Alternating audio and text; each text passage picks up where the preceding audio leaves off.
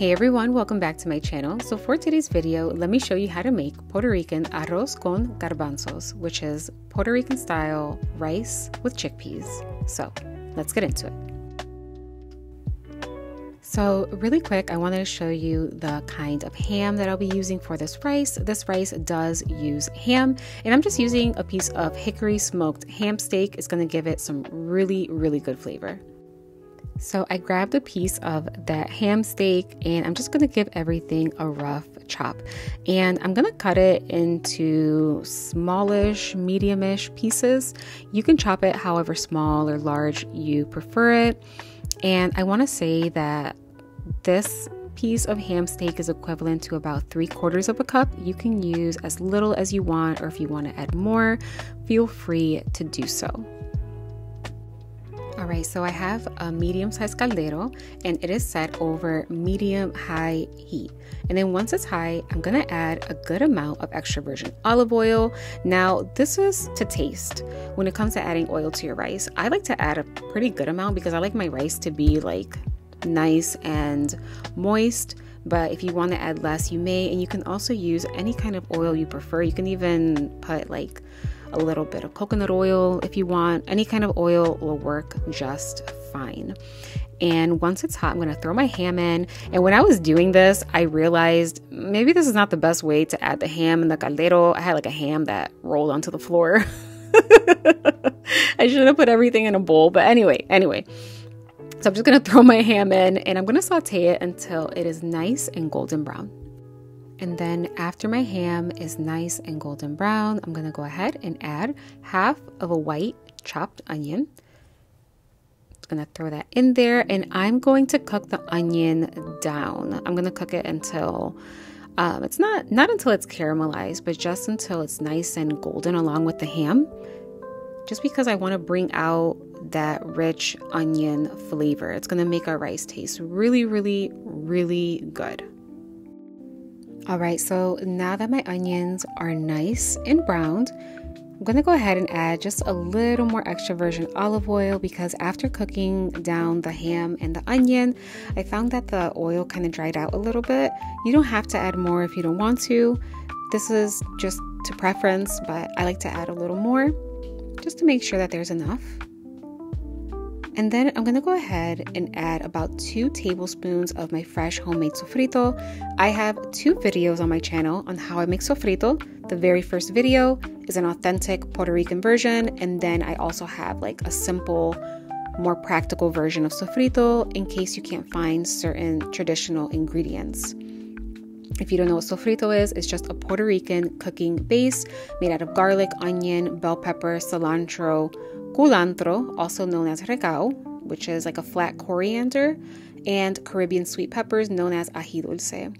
And then I went ahead and I put 2 tablespoons of tomato sauce and about 2 heaping tablespoons of some stuffed Spanish olives and capers.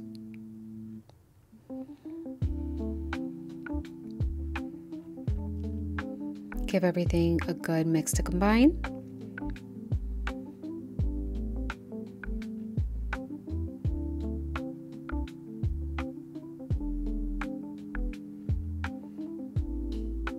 Now I'm going to add 1 packet of Sazón. You can use any brand of Sazón you prefer. This is going to give our rice color and flavor.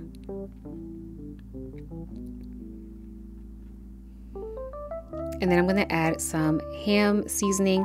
You don't need to add ham seasoning. Obviously, we already have ham in this rice, but this will enhance and give the rice a really good flavor. But if you can't find it or you don't want to use it, you do not have to.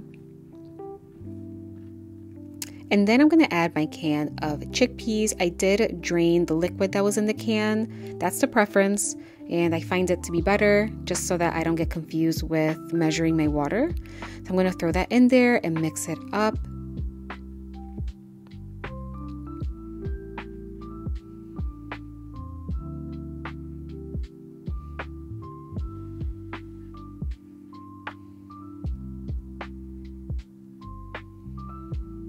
And now I'm going to add a little bit of salt. This is about 1 teaspoon of salt. Of course, you can add a little less if you prefer.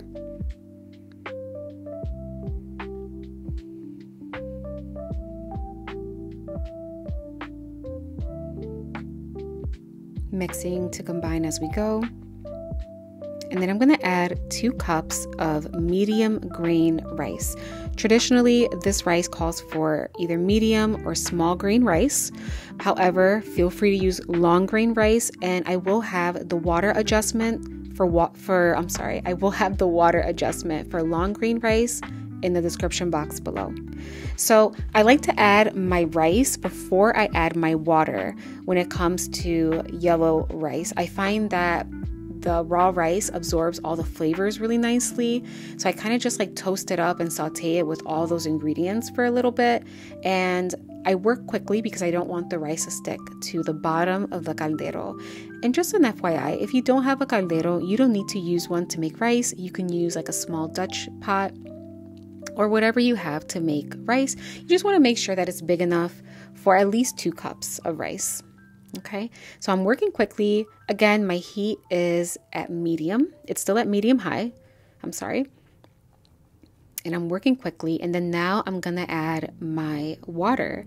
So for 2 cups of medium green rice, you're going to want to add about 2.5 cups of water.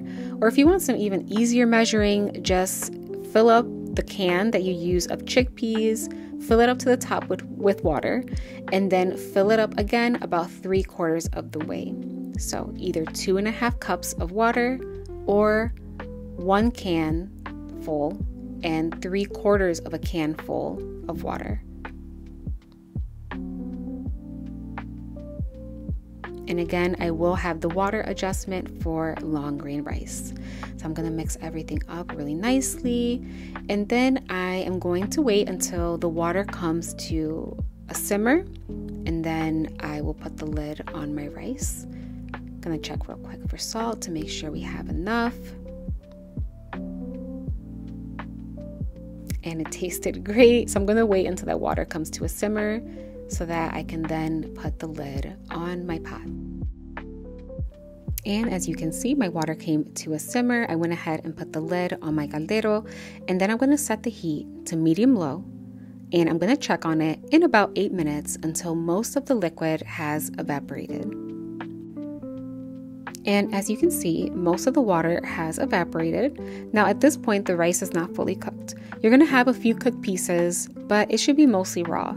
So I'm going to give everything a really good stir to combine, just to make sure that all of the ingredients are mixed in evenly, mainly like the ham.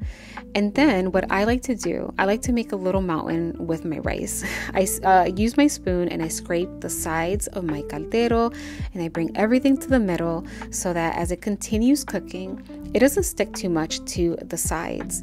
It's going to stick a little bit on the bottom. That is normal. That's what we call pegao. So I'm going to set my heat all the way to low, put the cover, and let it cook for an additional 20 minutes.